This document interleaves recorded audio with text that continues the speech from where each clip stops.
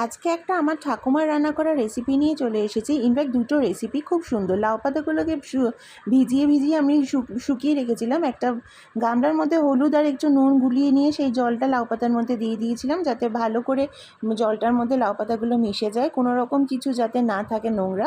আর এখানে পোস্ত আর সর্ষে আর লঙ্কা আমি বেটে নিয়েছিলাম অল্প একটু লবণ দিয়ে।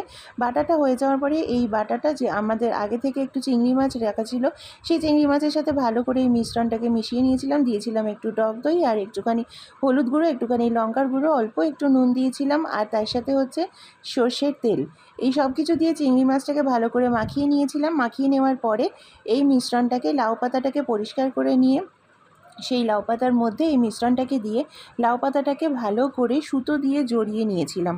তারপরে সেইগুলো আমরা ভালো করে ভাপিয়ে নিয়েছিলাম। 3টে লাউ পাতা আমি এরকমভাবে তৈরি করে নিয়েছিলাম। নিয়ে 3টে লাউ পাতাই হালকা করে ভাপিয়ে নিয়েছিলাম।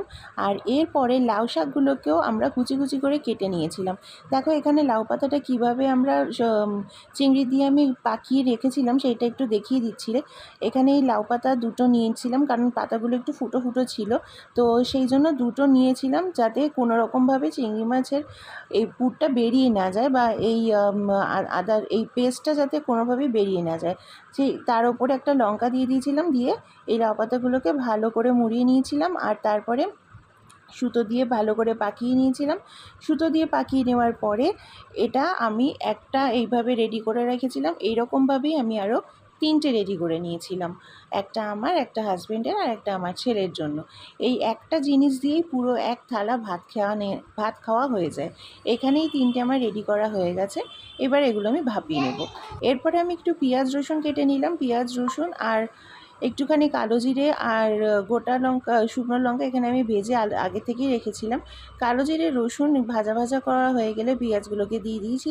পেঁয়াজ দেওয়া হয়ে যাওয়ার পরে এগুলো একটু ভাজা ভাজা হয়ে গেলে যে লাউ পাতাগুলোকে আমি কুচিয়ে রেখেছিলাম সেগুলোকে দিয়ে দিলাম। হালকা আছে লাউ পাতাগুলোকে ভালো করে সেদ্ধ হতে দেব।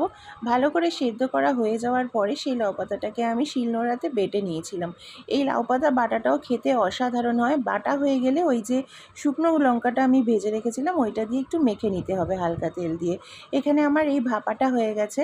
এখানে আমি ডবল প্যাকিং করেছিলাম, যাতে কোনো রকমভাবে মশলাটা বেরিয়ে না যায়, কারণ পাতাগুলো খুব ফুটো ফুটো ছিল। তো দেখো আমি পাতাটা খোলার পরে এরকম দেখতে হয়ে গেছিলো, খুব সুন্দর দেখতে লাগছিল, আর খেতেও খুব সুন্দর হয়েছিল। আমার ছেলে আজকে একটু ভাত বেশি খেয়ে নিয়েছে এটা দিয়ে। এইটা একটা দিয়েই আমাদের পুরো ভাত খাওয়া হয়ে যায়। তাও লাউ পাতা বাটাটা আরও ভালো লাগছিলো তার সাথে খেতে। এটা দিয়েছিলাম, এইটা আমার ছেলে প্রথমবার খেয়েছে। আমি এর আগে কখনো ওকে খাওয়াইনি এটা করে, কারণ এটা অ্যাকচুয়ালি আমার ঠাকুমাই বেশি রান্না করতো। আমি খুব একটা রান্না এটা করে উঠতে পারিনি এখনও অবধি। এটা খাওয়ার পর ছেলের খুব ভালো লেগেছিলো। দেখো ওর এক্সপ্রেশনটা, বললো ভীষণ ভালো হয়েছে, আর এটা দিয়ে বেশি করে ভাত খেয়ে নিয়েছে।